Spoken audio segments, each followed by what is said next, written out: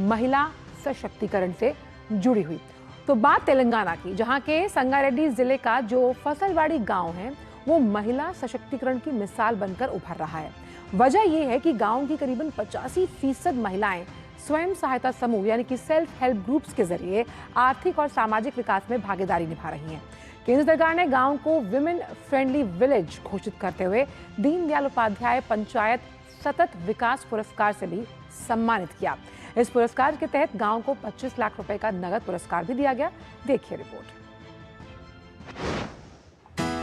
महिला सशक्तिकरण को बढ़ावा देने के लिए संगारेड्डी मंडल के पसलवाड़ी गांव को राष्ट्रीय स्तर पर सम्मान मिला है।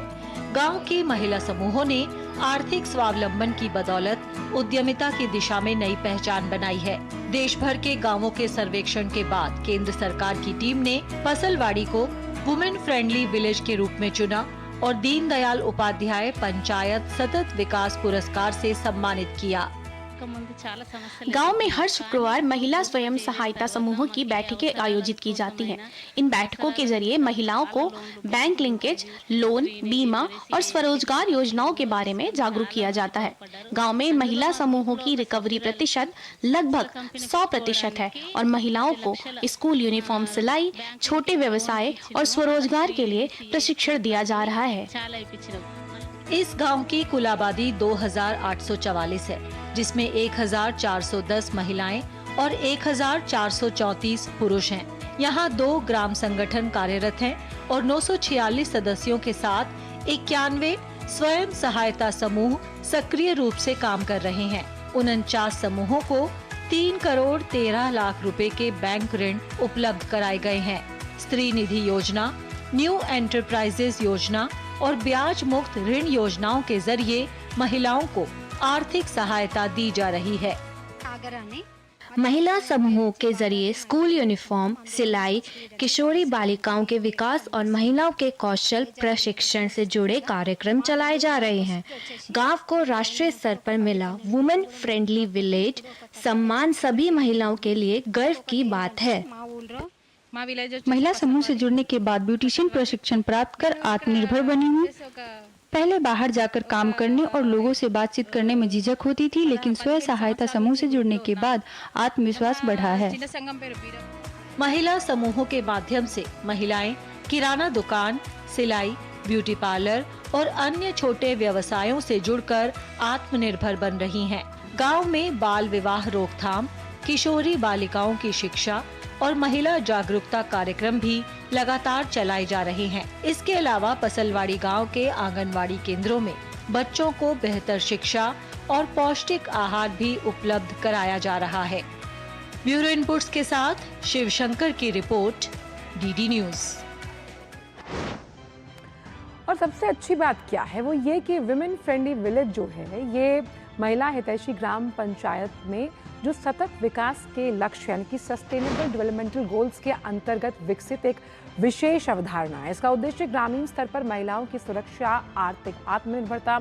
स्वास्थ्य शिक्षा और जो डिसीजन मेकिंग प्रोसेस है उसमें उनकी एक समान भागीदारी को सुनिश्चित करना है। यानी कि जब हम आर्थिक सशक्तिकरण की बात करते हैं, हम चाहते हैं कि डिसीजन मेकिंग प्रोसेस में महिलाओं को उचित सम्मान दिया जाए। इसमें भी ये जो विमेन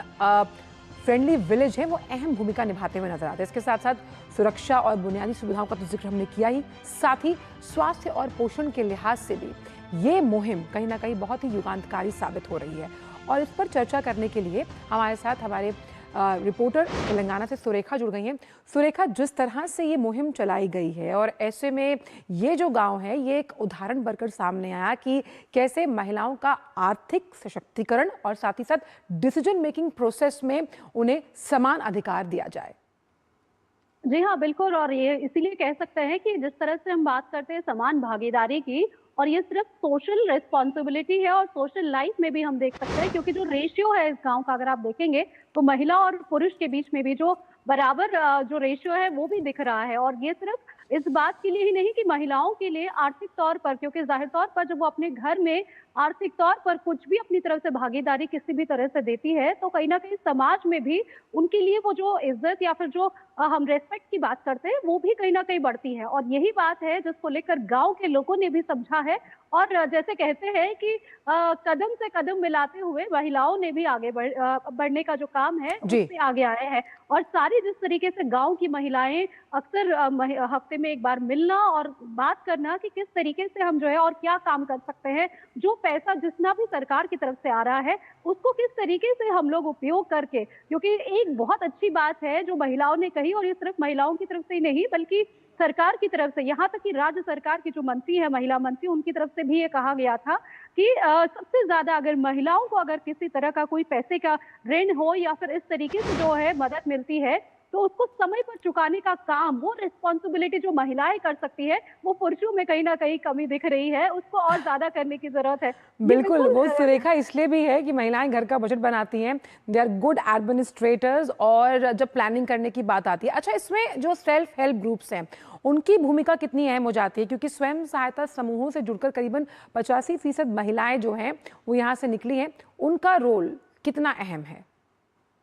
जी देखिए, शुरुआत में जब खासकर गांव में जब महिलाओं से बात करनी हो या फिर जब बात महिलाओं की आती है तो उनके घर वालों से भी बात करनी होती है, तो ये सारी चीजें समझाना और उनको बताना कि कितना ज्यादा उनके लिए भी, उनके परिवार को आगे बढ़ने के लिए और उनके परिवार के ग्रोथ के लिए, यहाँ पर सिर्फ हम महिलाओं की बात नहीं कर सकते हैं, क्योंकि जैसे कहा जाता है कि अगर महिलाएं पढ़ती हैं, अगर महिलाएं आगे बढ़ती हैं तो पूरा परिवार एक तरीके से जो है वो और ज्यादा कह सकते हैं कि उज्जवल होगा और उनका भविष्य भी उज्जवल होगा, बच्चों का, बड़ों का, सबको लेकर आगे बढ़ती है। तो ये समझाने वाला काम जो है वो बहुत ज्यादा कह सकते हैं समझाने में, जाहिर तौर पर जब शुरुआत में जब काम होता है तो दिक्कत सामने आती है, लेकिन जब धीरे धीरे जब पूरा गांव या फिर 10 से 20, 20 से 30 जब ये आंकड़ा बढ़ता है तो जाहिर तौर पर जो है ये काम करने का जो, या इन लोगों को मनाकर और इन लोगों के स्कीम्स के बारे में समझाने का जो काम है, ये महत्वपूर्ण भूमिका जो है ये निभाई जाती है, जिसके बाद जो है इन महिलाओं को एक तरीके से कह सकते हैं कि विश्वास दिलाना, उनके परिवार को विश्वास दिलाना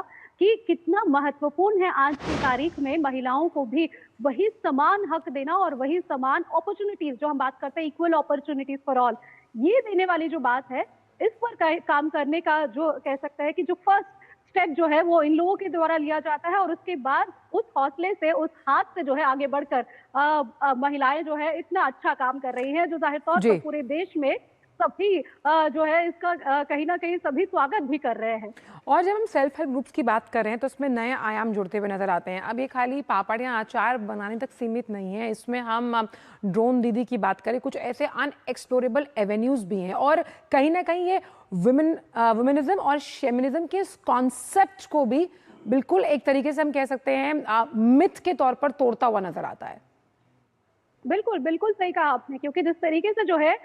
महिलाओं को घर के काम या फिर जो घर का जो रसोई का काम है या फिर उससे जुड़े हुए काम सिर्फ वहां तक सीमित रखना नहीं है, क्योंकि जाहिर तौर पर जब सरकार इस तरह की कोई प्रणाली बनाती है या फिर इस तरीके से कोई मदद की बात करती है तो जाहिर तौर पर उनको और कौन से वो स्पेक्ट्रम्स हैं जहां पर उनको और ज्यादा प्रोत्साहन दिया जा सकता है। जैसे आपने कहा कि ड्रोन दीदी की बात की जाती है, यहाँ पर हम टेक्नोलॉजी की भी बात करते हैं, तो ये इन सारी चीजों में भी पुरुषों से बिल्कुल लगकर उनसे कह सकते हैं कि बराबरी करते हुए वो कैसे आगे बढ़ सकती है, इन सारी चीजों पर भी, इन स्कोप्स पर भी जो है विचार करना, और उनको एक तरीके से कह सकते हैं जो हम कहते हैं कि उनको विश्वास और ढांढस बताते हुए उनके कंधे पर अगर एक हाथ अगर आगे बढ़े तो वो क्या कुछ नहीं कर सकती है, यही बता रहा है और ये गांव यही दर्शा रहा है। तो जाहिर तौर पर हम कह सकते हैं कि कंपटीशन और ज्यादा बढ़ेगा आगे आने वाले दिनों में, बहुत से गांव होंगे जो इस कंपटीशन में आगे आएंगे, और मुझे लगता है कि अगले साल के लिए जब ये चुना जाना होगा कि कौन सा सबसे अच्छा गांव है, उसमें कंपटीशन और टफ हो जाएगा।